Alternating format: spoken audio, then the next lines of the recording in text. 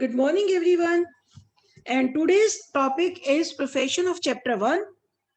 आज हम प्रोफेशन करेंगे चैप्टर 1 का topic. Earlier in previous lecture हमने बिजनेस और उसकी फीचर्स डिस्कस की थी.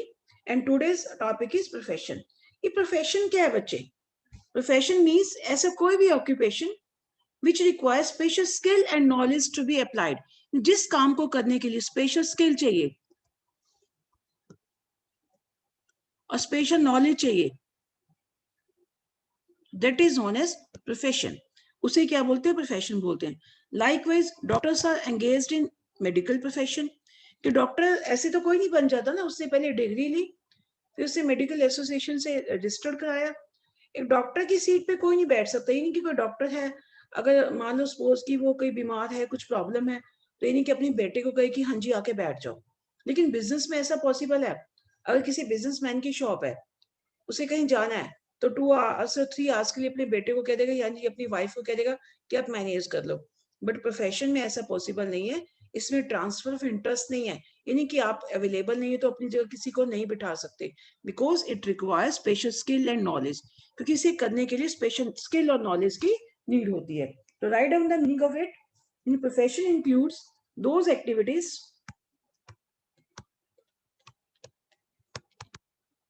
profession includes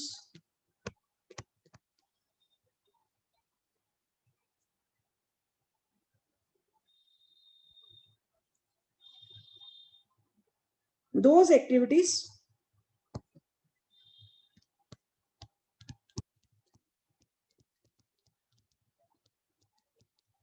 which require special knowledge and skill. The profession includes those activities which require special knowledge and skill to be applied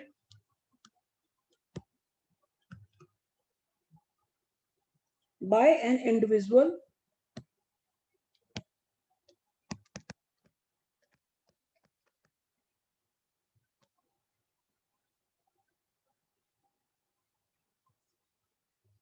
in their occupation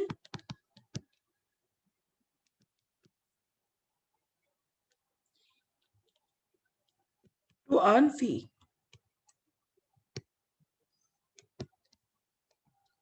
This is the meaning of profession.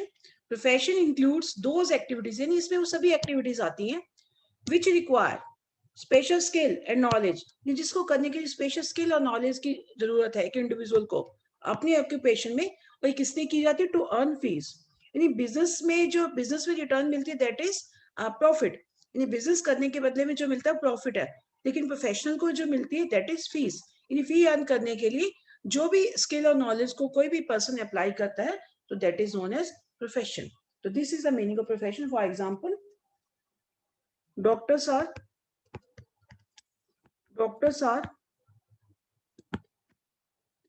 engaged in medical professions.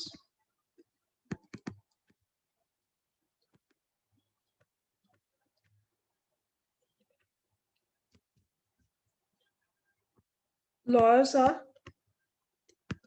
engaged in legal profession.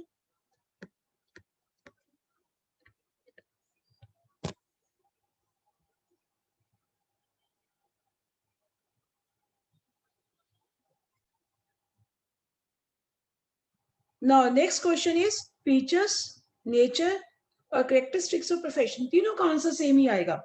The point 1 is, इसकी first feature क्या है बेटा? Point 1 is well defined body of knowledge. Well defined, इसका meaning क्या भी बताती हूँ मैं आपको.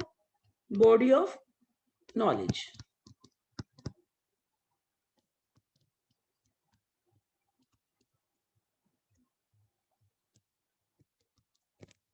Well defined body of knowledge मतलब प्रोफेशनल बनने के लिए आपको स्टडी मटेरियल, यानी आपको स्टडी करनी पड़ेगी.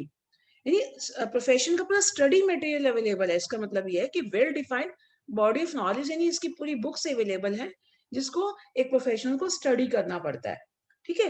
Well defined body of knowledge means profession के लिए, प्रोफेशनल बनने के लिए स्टडी मटेरियल यानी पढ़ाई करनी पड़ती है। जैसे एक एमबीए भी प्रोफेशनल कहलाते हैं। एमबीए बनने के लिए जो मैनेजर्स भी प्रोफेशनल कहलाते हैं, उसके लिए एमबीए की डिग्री करनी होती है। तो एमबीए का भी स्टडी मटेरियल होता है ना, डिग्री करेगा तब तो वो मैनेजर कहलाएगा, तभी तो प्रोफेशनल कहलाएगा। तो एमबीए भी प्रोफेशनल की डिग्री में काउंट होने लगी है। तो well defined body of knowledge यानी प्रोफेशनल बनने के लिए इन सबसे पहले इसकी फीचर्स क्या है, इसके लिए बुक्स पढ़नी पड़ती है, स्टडी मटेरियल अवेलेबल होना चाहिए। कहते every profession has a, right it down, every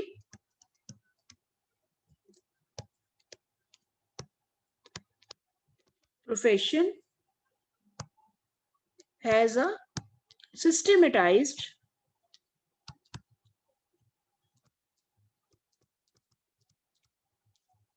body of knowledge, systematic body of knowledge, बिल्कुल सिस्टमेटाइज स्टडी मटेरियल है। बॉडी ऑफ नॉलेज में स्टडी मटेरियल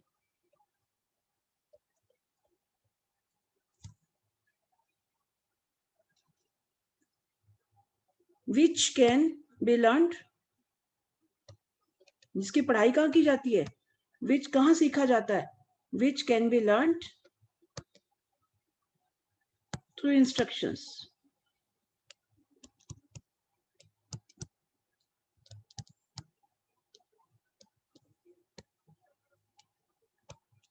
ठीक है, जिसको इंस्ट्रक्शन से सीखा जाता है। एक ऑर्डिनरी मैन जो है प्रोफेशनल नहीं कहला सकता बेटा। ठीक है, किसी भी प्रोफेशनल को बनने, मतलब प्रोफेशनल बनने के लिए उसे क्या चाहिए, सिस्टमेटाइज बॉडी ऑफ नॉलेज चाहिए, स्टडी मटेरियल पढ़ना पड़ता है, उसको टेक्निकल स्किल सीखनी पड़ती है। क्योंकि एवरी प्रोफेशन को should have specialised knowledge and technical skill. यानी एवरी प्रोफेशन, ये डाल दो साथ में एक डॉट डाल के, every professional should have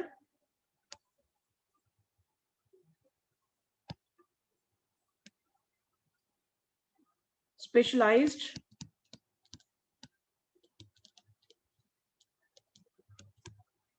knowledge and technical skill। यानी हर एक प्रोफेशनल को क्या चाहिए, उसमें स्पेशलाइज्ड नॉलेज भी होनी चाहिए और टेक्निकल स्किल भी होनी चाहिए, तभी वो प्रोफेशनल कहलाएगा, अदरवाइज वो प्रोफेशनल नहीं कहलाएगा। और एक ऑर्डिनरी मैन प्रोफेशनल नहीं कहला सकते, एक ऑर्डिनरी मैन को प्रोफेशनल नहीं कह सकते।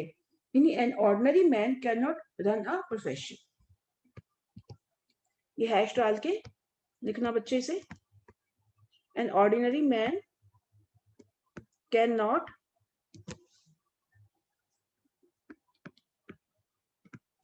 Run a profession.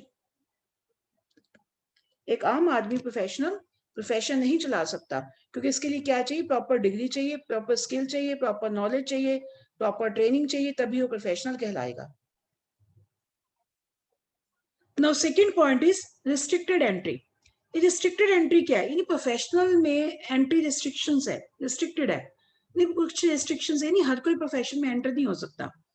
ये उसके लिए वही क्वालिफिकेशन, वही स्किल, वही नॉलेज चाहिए। मैंने आपको पहले एग्जांपल दिया है कि अगर डॉक्टर है, तो डॉक्टर अगर मान लो कि उनको कोई अर्जेंट वर्क है, उन्हें कहीं जाना है, तो अपनी जो प्लेस पे अपने सन या अपनी वाइफ को नहीं बिठा सकते, अपनी डॉटर को नहीं बिठा सकते। तो इन प्रोफेशनल में हर कोई एंटर नहीं कर सकता, इसके लिए प्रेस्क्राइब डिग्री और क्वालिफिकेशन चाहिए होती है। एक बिजनेसमैन में कोई भी एंटर कर सकता है, चाहे उसकी कितनी फिफ्थ पास हो, चाहे फेल भी हो, पांचवी फेल भी हो, वो भी बिजनेस में एंटर हो सकता है। बट प्रोफेशनल बनने के लिए proper degree, proper education, proper qualification चाहिए। ठीक है, प्रॉपर एग्जामिनेशन, प्रॉपर एजुकेशन के बेस पे ही एक पर्सन जो है प्रोफेशन में एंटर कर सकता है। यानी write down now, every profession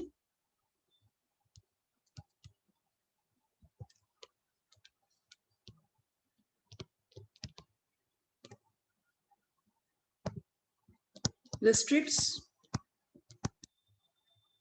the entry on the basis of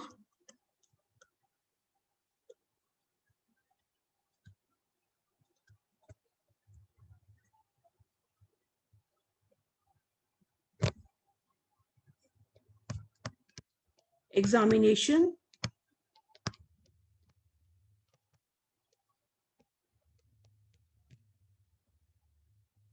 and education.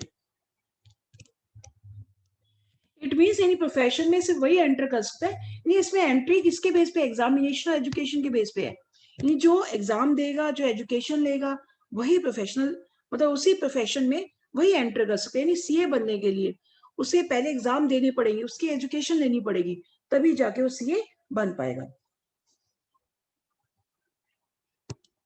यानी every profession restricts the entry on the basis of education and examination, and individual can enter a profession।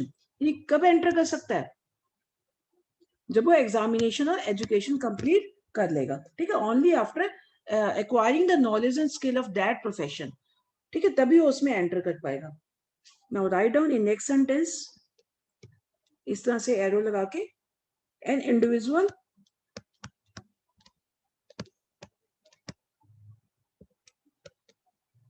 can enter a profession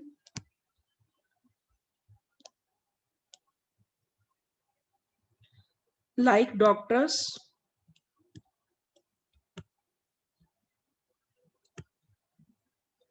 or lawyers only after acquiring knowledge and skill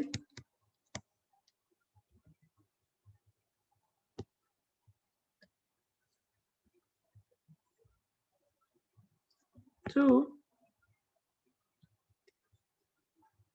formal education and training। Formal education and training, यानी कोई भी person formal education और training के बाद ही profession में enter कर सकता है। लाइक कोई डॉक्टर्स है, डॉक्टर्स को एमबीबीएस करने के बाद फिर ट्रेनिंग भी दी जाती है, उसके बाद ही वो प्रोफेशन में एंटर कर सकते हैं।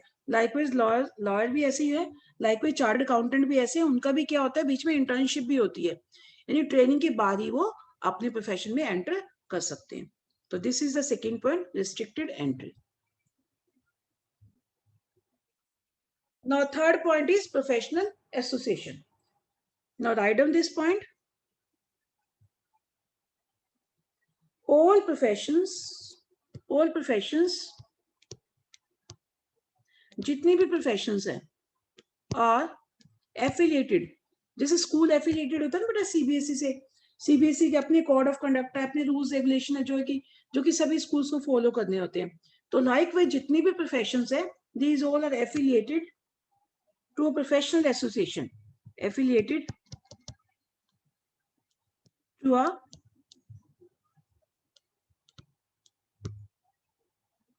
professional association।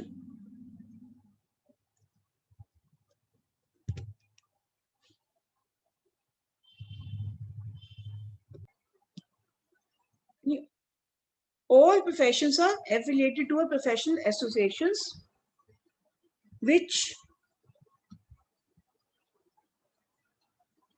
hyphen dot regulates entry।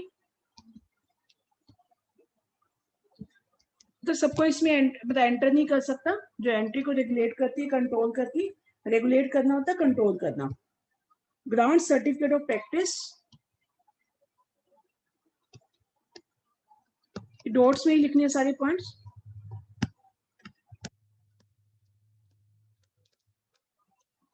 Third dot,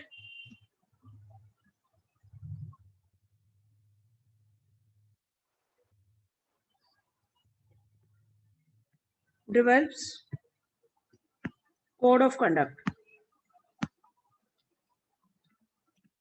ये कोड ऑफ कंडक्ट में तो रूल्स रेगुलेशन भी डेवलप करती है, यानी जितनी भी प्रोफेशनल एसोसिएशन होती है, एंट्री को रेगुलेट करती है और प्रैक्टिस का सर्टिफिकेट देती है और कोड ऑफ कंडक्ट को डेवलप करती है। ठीक है बच्चे, लाइक इसके एग्जांपल दे दो। For example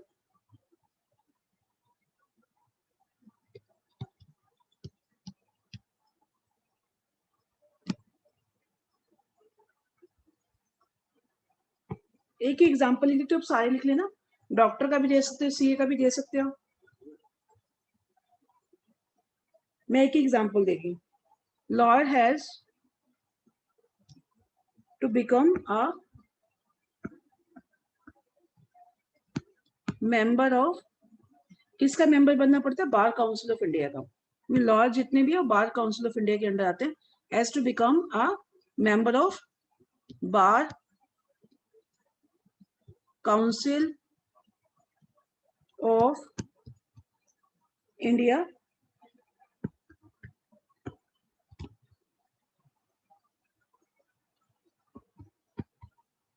to practise. ये प्रैक्टिस करने के लिए उसे किससे परमिशन लेनी पड़ती है? मेंबर बनना पड़ता है बार काउंसिल ऑफ इंडिया का. ऐसे लाइकवाइज डॉक्टर्स को मेडिकल काउंसिल ऑफ इंडिया का और चार्टर्ड अकाउंटेंट को ICAI का मेंबर बनना पड़ता है.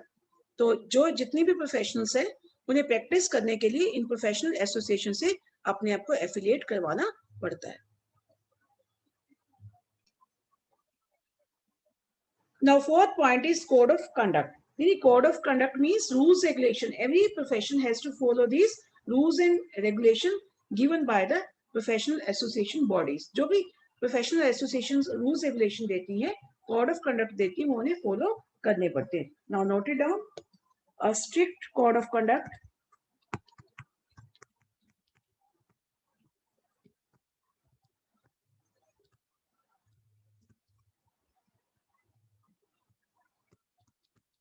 exists in every profession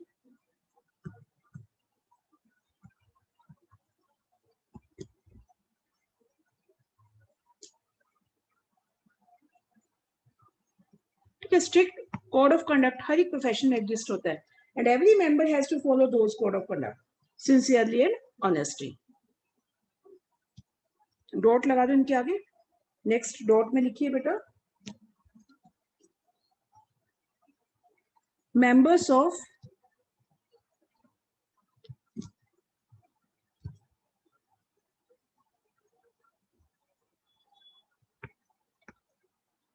a profession, जितने भी प्रोफेशनल है, members of profession means professional, जितने भी प्रोफेशनल्स है आर रिक्वायर्ड, उन्हें क्या करना होता है बच्चे? इन सबको कोड ऑफ कंडक्ट को फॉलो करना होता है. Are required to follow code of conduct sincerely and honestly.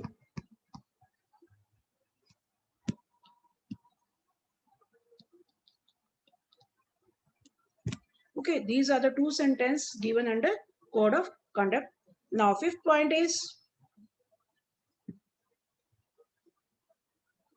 service motive. Very much simple point. Only 5 points you have to do. Service motive. यानी मेन प्रोफेशंस का मोटिव क्या होता है? Service provide करना. इनका मेन मोटिव प्रॉफिट अर्न करना नहीं है, बल्कि to serve the society. The basic motive of a profession is to serve clients with dedication. ठीक है. अब जैसे डॉक्टर्स का आजकल चल रहा है कि डॉक्टर्स जो ये कोरोना कोविड-19 में उन्हें क्या डेडिकेशन से पेशेंट को ट्रीट करना है, बट ऐसा नहीं हो रहा.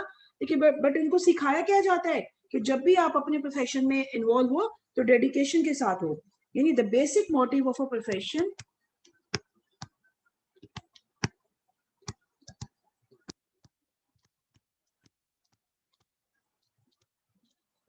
जो दोनों पॉइंट्स बड़े सिंपल है. टू सर्व क्लाइंट्स, जितने भी उनके क्लाइंट्स उन्हें सर्व करना. कैसे सर्व करना? With dedication. With dedication. Okay बेटा, डेडिकेशन से सर्व करना. For example, the task of lawyer क्या है? To ensure that his client gets justice. For example, the task, main task क्या है उसका? लॉयर का lawyer is to ensure that, ये कंफर्म करना, ये इंश्योर कराना कि उसका जो क्लाइंट है वो जस्टिस मिले उसको. Is to ensure that his client gets justice. Today you have to revise the features of professions and meaning of profession. Thank you and have a nice day.